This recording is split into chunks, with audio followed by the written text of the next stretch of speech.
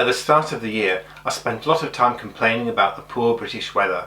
We seem to have had a lot of rain, flooding, and it was continual cloud. I couldn't remember the last time that I was able to get a good night's observing in. However, I really have to take all that back. We may have been locked down for the last few weeks, but the skies have been really beautiful. We've had long clear nights and I've really maxed out my imaging opportunities. With the reduction in the number of aircraft flying out of Gatwick and Heathrow, the skies have certainly seemed a lot clearer. Whether it's bluer during the day or clearer at night, I'm sure that there's been quite a big improvement. One of the things that I have noticed though is the number of satellite trails going through my images. Maybe that's because with conditions being so good, I've been taking longer images up to 10 minutes. At the weekend I was watching one of my favourite YouTubers, astronomer Dylan O'Donnell, who's based in northern New South Wales in Australia, and he did a science project. I don't know if you've checked Dylan O'Donnell's channel out, Star Stuff, but he does some really interesting things. In one of his latest YouTube vlogs, he was talking about the new Horizons Parallax Program, where NASA are looking at measuring some of the closer astronomical objects to us using the New Horizons probe. You may recall that New Horizons left Earth in 2006. It flew past Jupiter, sending back some spectacular images of that planet, and then past Pluto, where we saw the heart on the side of the planet a few years ago. And now it's going through the Kuiper belt. It's travelled 8 billion kilometres since it left Earth, and it's 46 times further away from the Earth than the Sun. We can demonstrate parallax quite simply by just holding up one finger in front of your face and closing one eye and then the other.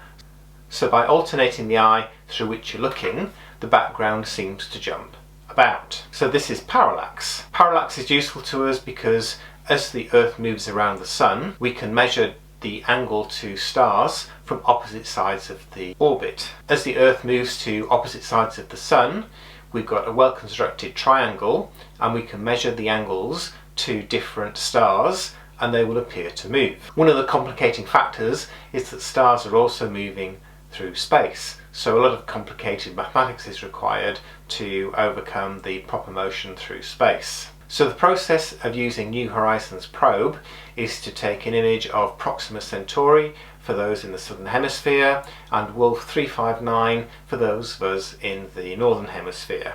We can take images of the same stars from here at Earth, and when the data eventually arrives back from the probe in about a month's time, if we compare the target star, so for us that's Wolf 359 in the northern hemisphere, we'll be able to see the stars in different positions to those in the image taken by New Horizons. Meanwhile, NASA have been asking astronomers to post their images online as part of the project. So I'm going to actually take some images of Wolf 359 and compare them with the images from the New Horizons probe when they get back in about a month. Unfortunately, I didn't watch Dylan's vlog until a couple of days after New Horizons had taken the images, but NASA do say that anything up to 5 days is going to be acceptable. It's still a useful experiment to do. So let's go to red light, and I'm going to pull the observatory roof off and slew onto Wolf 359, which is just underneath the constellation of Leo. So I'm now going to slew the scope onto Wolf 359 and capture the images. Wolf 359 is sat just below Leo.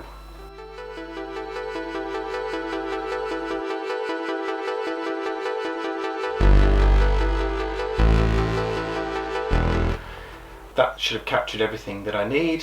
I can now park the scope and look at the images that we've captured.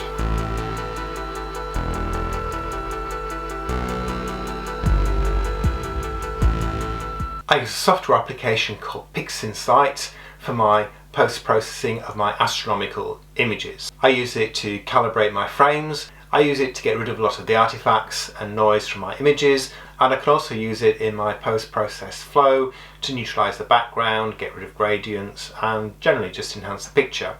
However, because this is a science project, I'm actually not going to alter the images. I'm going to do a basic stretch on the screen so that we can see what we're looking at, just to enhance the image, but I'm going to do it in a linear fashion. So what I'm now going to do, using Pixinsight, is to solve the image. There's a built-in script which enables me to do that, which is part of the image analysis script, and it's the image solver. And then once it's solved the image, it will render it and it will annotate all the stars in the star field.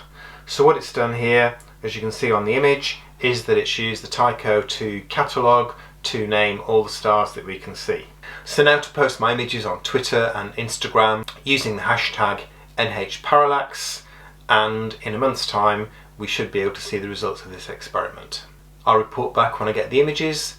Meanwhile, wishing you clear skies. If you've enjoyed this vlog, please consider leaving a like and subscribing to my channel. And for those Trekkie fans, that's where the Federation suffered its greatest defeat at the hands of the Borg Collective.